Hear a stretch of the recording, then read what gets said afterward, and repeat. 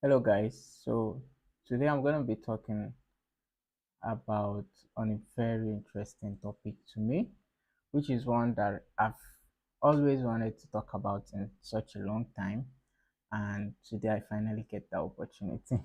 So before I start, I would like to say this that in life there are people have we as people have different goals. Now there are people that want to be known for that want to talk because they want to make people to like them more. There are people that like to talk because they want to convince people to their side of reasoning. But then for me, one of the biggest reasons I want to talk is um I want to talk because I want whatever that comes out from my mouth to be something that I deeply believe in, and that I never at any point tell people what I don't deeply believe in. So I strive as much as possible to know what is true. I strive as much as possible to communicate what is true in the most concise way possible. And that is a big goal for me, to be able to speak to people about things that I'm deeply convicted about, and not just to come out and deceive people and tell them what is not the truth. So every day I strive for truth. I strive to know more because I want to reduce the margin of error. So as humans, whatever comes out from our mouth, there is a very wide margin of error. But then the goal is to try to reduce that as much as possible. So, with that being said, I'm going to go into the topic of today. So, we're going to look at mental models. So, and this is a very interesting topic for me because I've been doing an in depth research on this for about the past month, and finally, I've decided to come out and talk about it. So, in the pursuit of clarity and effectiveness, it's often said that the quality of our decisions determine the quality of our lives. Yet, we rarely pause to consider the tools and the frameworks we use to make these decisions because, you know, I'm not so much of a believer. So, there are people that so much believers in frameworks, in thinking with frameworks. I've not been so much of a believer in that. But then um recently I've had to study on it, and I'm trying to get better at it.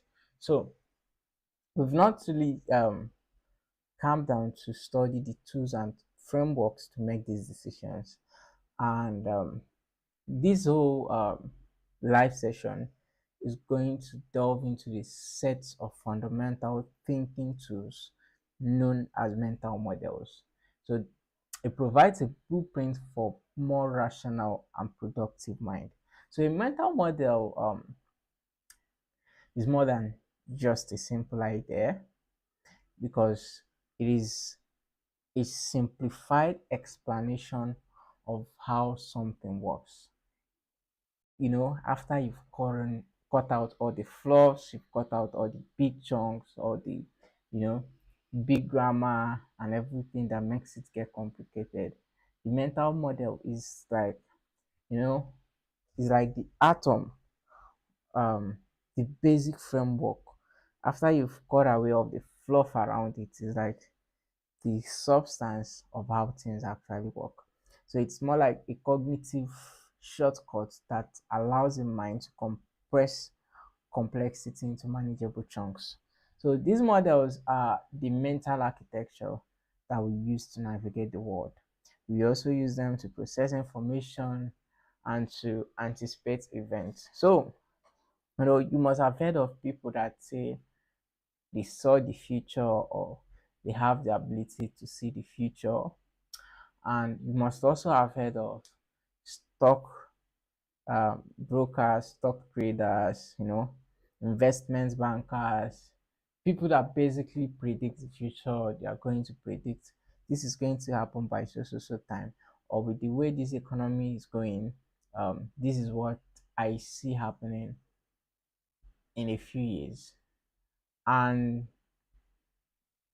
after years and decades of doing that, you find out that a lot of them, some of them, come out to be true.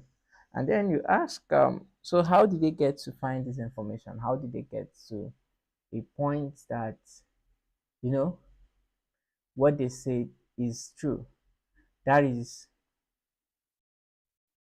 predictive analysis. Because nobody actually sees the future, but people are able to read the future from the past and the present. So the concept of mental models has a rich intellectual history that extends far beyond, self-help books or this modern literature. The term itself was first introduced by a Scottish psychologist. His name was Kenneth Craig. I don't know if that pronunciation is right. And it was in 1943 when he proposed that the mind constructs small mental models in reality to anticipate and respond to situations. So, whether you believe it or not, your mind already works on a mental model. It already does. So,